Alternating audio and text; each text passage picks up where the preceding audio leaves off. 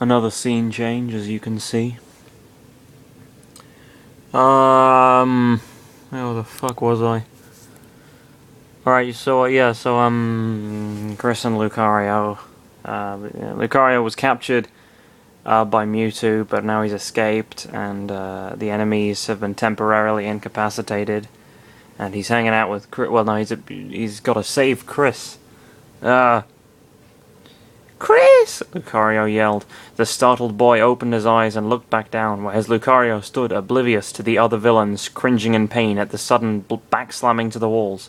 Lucario! Oh, thank goodness you're here!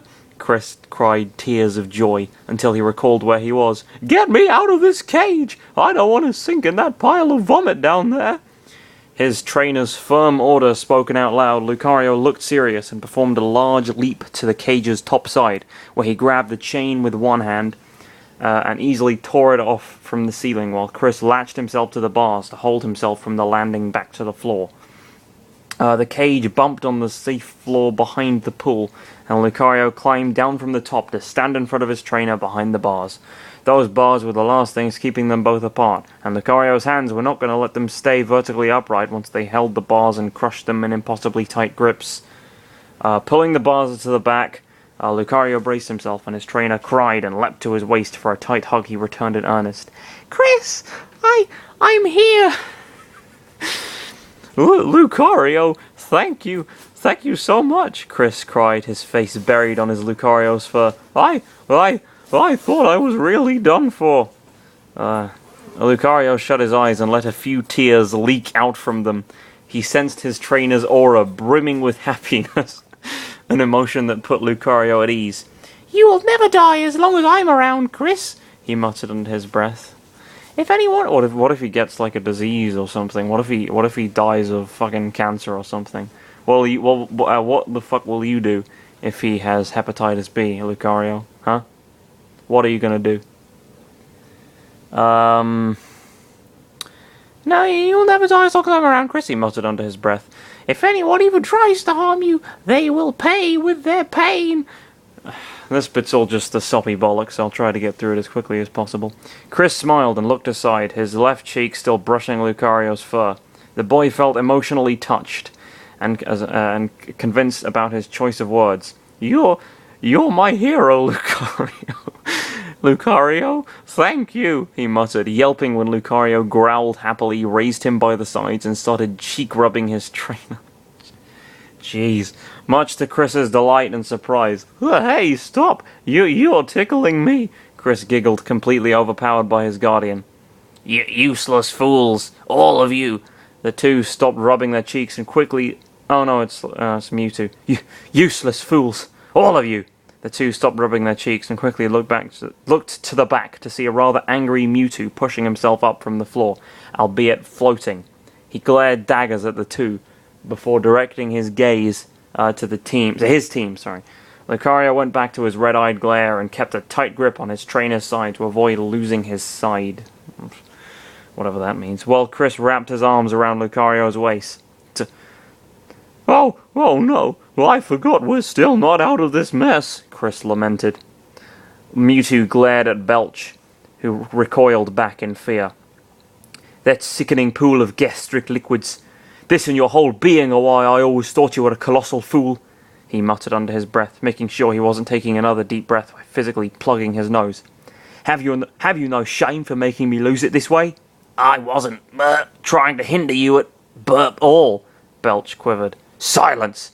Mewtwo scolded harshly while approaching in front of the door, going so far as to sending a psychic wave that pushed Belch on the wall, splatting all over it, but barely surviving.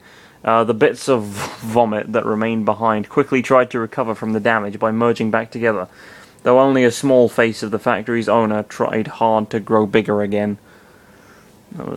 These sentences are just mangled. Mewtwo was too much frustrated to think and focus that he was pushed back by the door suddenly exploding on his side. The explosion was caused by several blinding lights that converged and burst multiple times, an attack most people wouldn't comprehend. The force of the explosion, much to his complete dislike, launched Mewtwo across to the center of the room where his body became numb when it dove inside the vomit pool. it would be safe to say that the psychic lost all senses once he fell inside, and he wouldn't be able to wake up unless he was dragged out from it. From the blasted door, the other 4 children came rushing in, with a tired Juff coming for last. We're here, Ness said. They noticed the state of the room. A teenager with a dark aura was standing all wide-eyed from the left. A pile of vomit with a face was slowly regenerating next to him. From the north of the room, both Chris and Lucario were staring wide-eyed, with a cage hiding the fainted Pichu on the back, and in the center was the pool of vomit, where they spotted a dark aura tail pointing upwards, and seemingly twitching until it went numb and sunk. Jesus Christ. Okay. He just drowned in vomit. That's pretty fucked up. I'm not surprised by what happened in here. Paula broke the silence. Oh, Belch suddenly noticed Ness and moved forward. You have come burp at last, Ness. His nose suddenly went wild when he found an exquisite smell in the air. Ness was seen carrying the jar of fly honey, and it was leaking its contents through a hole. The smell of the small leak made the children pinch their noses. The boy cringed and set the jar down. Ugh, this jar has been occupying my stuff for a while, and now it broke after I tripped. I don't see how this is going to help us in anything, so I'm going to put it away, Ness said. Belch was looking at that succulent honey leaking. His mind raced with many thoughts about how he should enjoy the meal presented indirectly to him in ways that no one could imagine. The world meant nothing to him with that fly honey polluting the air. He didn't hear anyone talking to him if he was wrong, that anyone being Roy. Oh, to bathe himself in a bath full of fly honey. What the fuck is this?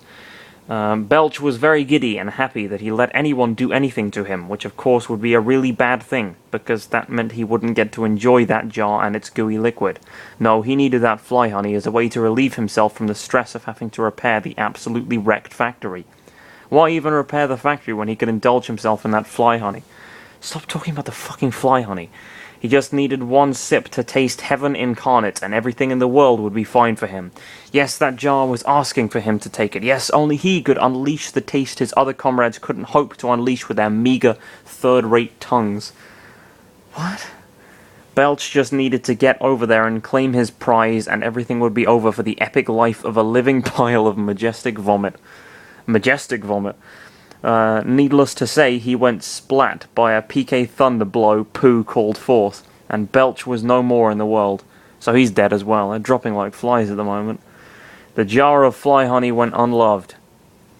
Music stops, but who cares?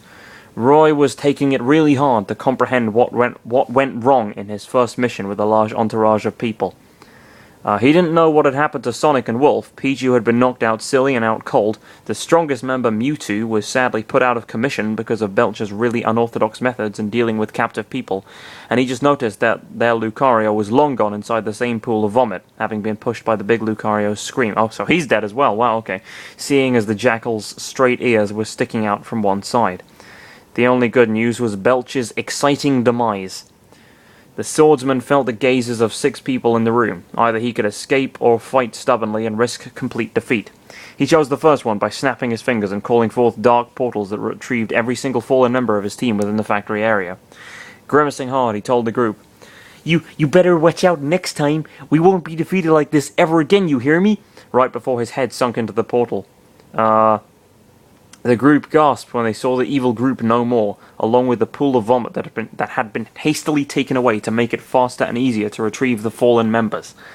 A moment of silence came afterwards, perhaps to reflect on the fucking dead people, giving the groups some time to relax and get it together.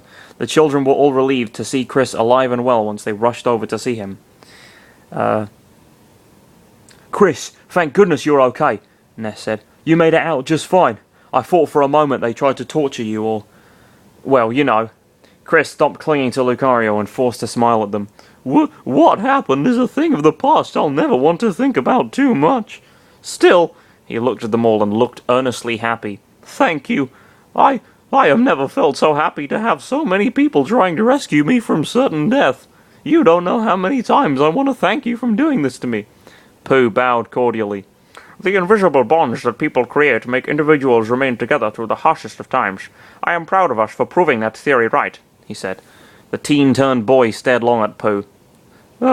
You are? Pooh, one of the chosen 4. the boy said.